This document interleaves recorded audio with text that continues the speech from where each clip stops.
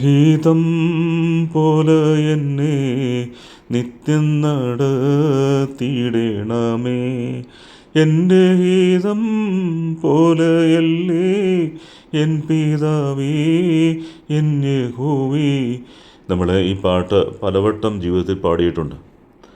അപ്പോഴൊക്കെ നമ്മുടെ മുമ്പിൽ ഒരു ഓർമ്മപ്പെടുത്തലായിട്ട് മത്തായിയുടെ സുവിശേഷം 10-ാമത്തെ അധ്യായം 38-ാമത്തെ വാക്യം കടന്നു വരാറുണ്ട്. സ്വന്തം കുരിശെടുത്ത് എന്നെ അനുഗമിക്കാത്തവൻ എനിക്ക് യോഗ്യനല്ല. ഈ ഞായറാഴ്ചത്തെ സുവിശേഷത്തിൽ നമ്മൾ ചിന്തിക്കുന്നതും ഇതിനെപ്പറ്റിയാണ്. നിൻ്റെ ഹിതം പോലെ എന്ന് നമ്മളെ തന്നെ സമർപ്പിച്ച് പ്രാർത്ഥിക്കുമ്പോൾ യേശുവിൻ്റെ കുരിശെടുക്കാൻ ഞാൻ തയ്യാറാണ് എന്നുള്ള ചിന്തയാണ് നമ്മുടെ ഹൃദയത്തോടും നമ്മുടെ ജീവിത ജാലകത്തോടും ഒക്കെയും വ്യക്തമാക്കി കൊടുക്കുന്നത്.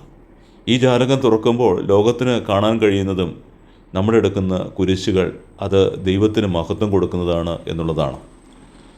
ഇവിടെ മനുഷ്യൻ ജീവിതയാത്രയെ പലപ്പോഴും വിശകലനം ചെയ്യുന്നത് പോലെയല്ല ദൈവം ഓരോ മനുഷ്യനെയും വിശകലനം ചെയ്യുന്നതെന്ന് വ്യക്തമാകുന്നു.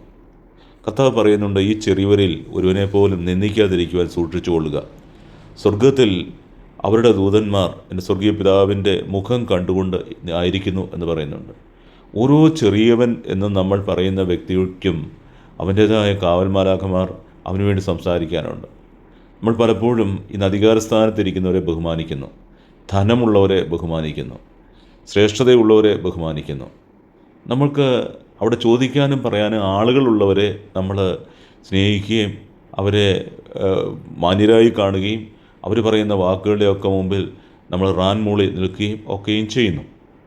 പക്ഷേ ഈ പാവപ്പെട്ടവൻ്റെ പ്രത്യേകത എന്താണ്? എല്ലാവരും തള്ളിക്കളയുന്നവൻ്റെ പ്രത്യേകതയാണ് എന്താണ്? കർത്താവിൻ്റെ പാദപീഠത്തിലിരുന്ന് കരഞ്ഞ പാവനിയായ സ്ത്രീയുടെ ഗതി എന്താണ്? കർത്താവിൻ്റെ വലംഭാഗെ കിടന്ന കള്ളൻ്റെ ഗതി എന്താണ്? ദേവാലയത്തിലെത്തിയ ചുങ്കക്കാരൻ്റെ ഗതി എന്താണ്? ഇവരുടെയെല്ലാം ജീവിതയാത്രയിൽ അവർക്ക് പറയാനായിട്ടുള്ളത്, പാടാനായിട്ടുള്ളത് ഒന്ന് മാത്രമാണ്: നീയല്ലോ ഞങ്ങൾക്കുള്ള ദിവ്യ സമ്പത്തേശുവേ. കർത്താവേ, ഞങ്ങൾ പാപികളാണ്, ഞങ്ങൾ കുറവുള്ളവരാണ്, ഞങ്ങൾ സമ്പത്തില്ലാത്ത ദരിദ്രരാണ്. നിൻ്റെ മുമ്പിൽ ഞങ്ങൾ നിൽക്കുമ്പോൾ ഞങ്ങൾക്ക് പാടാനായിട്ട് ഞങ്ങൾക്കുള്ള ഏക സമ്പത്ത് എൻ്റെ യേശുവേ അങ്ങ് മാത്രമാണ് എന്നുള്ളതാണ്. നമ്മൾ കുരിശുകൾ നീക്കുന്നവൻ്റെ പേരല്ല ക്രിസ്തു, കുരിശെടുത്തവൻ്റെ പേരാണ് ക്രിസ്തു എന്നുള്ളത് വ്യക്തമാക്കി തന്നത് കർത്താവ് തൻ്റെ ജീവിതത്തിൽ തന്നെയാണ്. ഗത്സമനിയിൽ ശിഷ്യന്മാരെല്ലാവരും ഉറങ്ങുകയാണ്. അവിടെ അവൻ അനാഥനെ പോലെയാണ്, ആരും അവൻ്റെ കൂടെയില്ല. ആ സമയത്ത് എങ്കിലും അവൻ അനാഥനല്ല, കാരണം അവൻ്റെ കൂടെ ദൈവപിതാവുണ്ട്. ആ ദൈവപിതാവ് താബോറിൽ അവനോട് സംസാരിക്കുന്നുണ്ട്.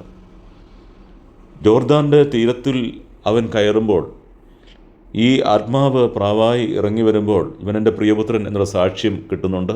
താബോറിൽ ഇവനെ കേൾക്കുവിൻ എന്നുള്ള വാക്ക് കേൾക്കുന്നുണ്ട്. പക്ഷേ ഗത്സമനി തനിയെ അവൻ വേദനയുടെ പാരമ്യത്തിൽ അവൻ്റെ വീർപ്പ് തുള്ളികൾ രക്തത്തുള്ളികളായിട്ട് മണ്ണിലേക്ക് ഭവിക്കുമ്പോൾ, അത് അവിടേക്ക് കടന്നു വരുമ്പോൾ അവിടെ അവൻ പറയുന്ന ഒരു വാക്കുണ്ട്: കർത്താവെ, കഴിയുമെങ്കിൽ ഈ പാനപാത്രം എന്നിൽ നിന്ന് നീക്കിക്കളയണമേ. പക്ഷേ ആ പാനപാത്രം നീങ്ങിപ്പോകുന്നില്ല. അവൻ തുടർന്ന് പറയുന്ന വാക്കാണ്: എൻ്റെ ഹിതമല്ല കർത്താവേ, എൻ്റെ ഹിതമല്ല പിതാവേ, അങ്ങയുടെ ഹിതം പോലെ ഭവിക്കട്ടെ എന്ന് പറഞ്ഞുകൊണ്ട് ഒരു സമ്പൂർണ്ണ സമർപ്പണമാണ് അവിടെ നടത്തുന്നത്. എൻ്റെയും നിങ്ങളുടെയൊക്കെ ജീവിതയാത്രയിൽ ഗത്സമനിയുടെ അനുഭവങ്ങളുണ്ട്. നമ്മൾ ഒറ്റപ്പെട്ടു പോകുന്ന അവസ്ഥ, നമ്മുടെ ജീവിതത്തിൽ നമ്മളെ ആരും സഹായിക്കാനില്ലാത്ത അവസ്ഥ, നമ്മുടെ ജീവിതത്തിൽ ഉണ്ടെന്ന് കരുതിയവരെല്ലാം ഒരുമാറ് ദൂരത്ത് മാറി ഉറങ്ങുന്ന അവസ്ഥ, നമ്മുടെ ജീവിതയാത്രയിൽ നമ്മളും നമ്മുടെ നിഴലും മാത്രം കൂട്ടായിട്ട് നിൽക്കുന്ന അവസ്ഥ. നമ്മുടെ പഴയ വയലാറിൻ്റെ ഒരു ഗാനമുണ്ട്. ആ ഗാനത്തിൽ പറയുന്നുണ്ട്: ചിരിക്കുമ്പോൾ കൂടെ ചിരിക്കാൻ 1000 പേർ വരും, കരയുമ്പോൾ കൂടെ കരയാൻ നിന്നിഴൽ മാത്രം വരും, നിന്നിഴൽ മാത്രം വരും. വയലാറിൻ്റെ ഭാവന അങ്ങനെയാണെങ്കിൽ നമ്മളെ സംബന്ധിച്ചോളം നിഴലല്ല, ജീവൻ്റെ ജീവനായ നമ്മുടെ വഴിയും സത്യവും ജീവനുമായ യേശു ക്രിസ്തുവാണ് നമ്മുടെ കൂടെയുള്ളത്. ഒരു നാൾ ഞാൻ നിന്നെ അനാഥമായി വിടുകയില്ല, അവഗണിക്കുകയില്ല എന്ന് വാക്ക് പറഞ്ഞവനായ കർത്താവ്. ഭൗതിക സമ്പത്തിലേക്കല്ല നമ്മുടെ ഹൃദയം ചേരേണ്ടത്, മറിച്ച് ദൈവമെന്ന സമ്പത്തിലേക്ക് ഹൃദയം ചേരുമ്പോൾ നമ്മുടെ ജീവിതയാത്രയിൽ അസാധ്യമെന്ന് വിളിക്കപ്പെടുന്ന കാര്യങ്ങൾ കണ്ടാലാരും വിശ്വസിക്കാത്ത, കേട്ടാലാരും വിശ്വസിക്കാത്ത അത്ഭുത പ്രവൃത്തികൾ കർത്താവ് നമ്മുടെ ജീവിതത്തിൽ ചെയ്യും. ആ അത്ഭുത പ്രവൃത്തി എന്ന് പറയുന്നത് സഹനങ്ങളെ ഏറ്റുവാങ്ങാനുള്ള ബലം നൽകുന്ന ഒന്നാണ്. കഷ്ടത സഹനശീലവും ആത്മധൈര്യം നമുക്ക് പ്രത്യാശയും പ്രദാനം ചെയ്യുന്നു. പ്രത്യാശയോടെ കർത്താവിലേക്ക് നോക്കുമ്പോൾ നഷ്ടങ്ങളോടെല്ലാം നമുക്ക് ഇഷ്ടം തോന്നും. ആ ഇഷ്ടങ്ങളുടെ മുമ്പിൽ നിന്നുകൊണ്ട് കർത്താവിൻ്റെ കരത്തിലേക്ക് മുറുകെ പിടിക്കുവാനും, കർത്താവിൻ്റെ കണ്ണുകളിലേക്ക്, യജമാനൻ്റെ കരങ്ങളിലേക്ക് നോക്കുന്ന ദാസൻ്റെ കണ്ണുകളെന്ന പോലെ നോക്കുവാനും, യജമാനത്തിയുടെ കരങ്ങളിലേക്ക് നോക്കുന്ന ദാസിയുടെ കണ്ണുകളെന്ന പോലെ നോക്കുവാനും നമ്മുടെ ജീവിതയാത്രയിൽ നമുക്ക് ആ ഒരു ആഴമായ പ്രത്യാശ ലഭിക്കും. ഈ കർത്താവ് പറയുന്നുണ്ട്, എന്നെ കൂടാതെ നിങ്ങൾക്ക് ഒന്നും ചെയ്യാൻ കഴിയുകയില്ല. നമ്മുടെ നിത്യഗേഹത്തിൽ എത്തുമ്പോൾ നമ്മുടെ ജീവിതയാത്രയിൽ ഇന്നോളം അനുഭവിച്ച സങ്കടങ്ങൾക്കും ഭാരങ്ങൾക്കും എല്ലാം അർത്ഥമുണ്ടെന്ന് കർത്താവ് ഗിരിപ്രഭാഷണത്തിൽ പറയുന്നുണ്ട്. ഇപ്പോൾ ചിരിക്കുന്നവരെ നിങ്ങൾ കരയും എന്ന് പറയുന്നുണ്ട്. ഇപ്പോൾ കരയുന്നവരെ നിങ്ങൾ ഭാഗ്യവാന്മാർ എന്ന് പറയുന്നുണ്ട്. നമുക്ക് അതിമനോഹരമായ ഹബക്കൂക്ക് പ്രവാചകൻ്റെ ഒരു വചനത്തോടെ നമുക്ക് നമ്മുടെ സങ്കടങ്ങളെയും ഭാരങ്ങളിലും ഈ പ്രവാചകൻ എങ്ങനെയാണ് കാര്യങ്ങളെ നോക്കിക്കാണുന്നത് എന്നുള്ളത് നമ്മുടെ ജീവിതത്തിൽ സന്തോഷവും സമാധാനവും പ്രദാനം ചെയ്യുന്നതാണ്.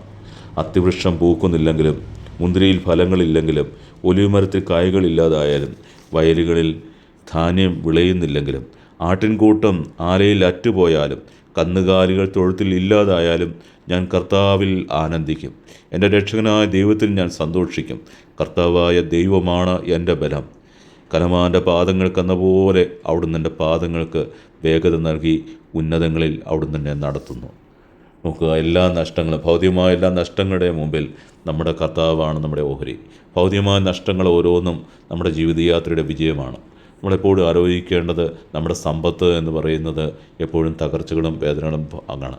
നമ്മുടെ നല്ല കാലം വരുമ്പോൾ നമ്മുടെ ഹൃദയപൂർവ്വം, നല്ല കാലം എന്ന് പറയുന്നത് ജീവിതത്തിൻ്റെ സങ്കടങ്ങൾ മാറുന്ന ചില അവസ്ഥകളെ മാനുഷികമായ തലത്തിൽ പറയുകയാണ്. ആ സമയത്ത് നമ്മൾ തിരിച്ചറിയുന്നുണ്ട്, ദൈവം കരുതിയ വഴികളായിരുന്നു ഞാൻ അന്ന് തിരിച്ചറിഞ്ഞത് എന്നുള്ളതാണ്. അത് നമ്മളെ കൂടുതൽ എളിമയുള്ളവരാക്കി മാറ്റും. ദൈവകരുണയിൽ ആഴമായി ശരണപ്പെടുവാനായിട്ട് ഇടയാക്കും. ഐ എന്നുള്ളത് ഞാൻ എന്നുള്ള അഹം എന്നുള്ള ഭാവമാണ്. അഹം എന്നുള്ള ഭാവത്തിന് വെട്ട് കിട്ടുമ്പോഴാണ് കുരിശുണ്ടാകുന്നത്. ആ കുരിശിലേക്ക് നമ്മൾ ചേരുമ്പോഴാണ് ക്രൂശിതനെ നമ്മൾ ചുംബിക്കുന്നത്.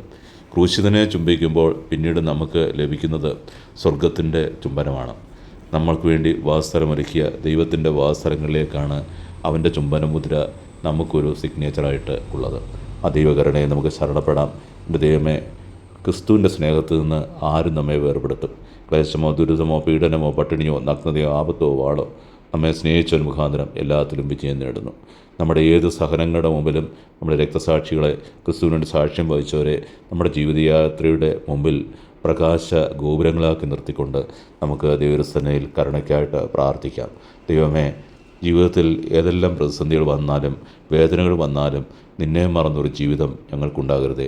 ഈ കുരിശിൻ്റെ വഴിയിൽ ഞങ്ങൾ സിയോൻ സഞ്ചാരികളാണെന്ന് തിരിച്ചറിയാൻ അനുഗ്രഹിക്കണമേ.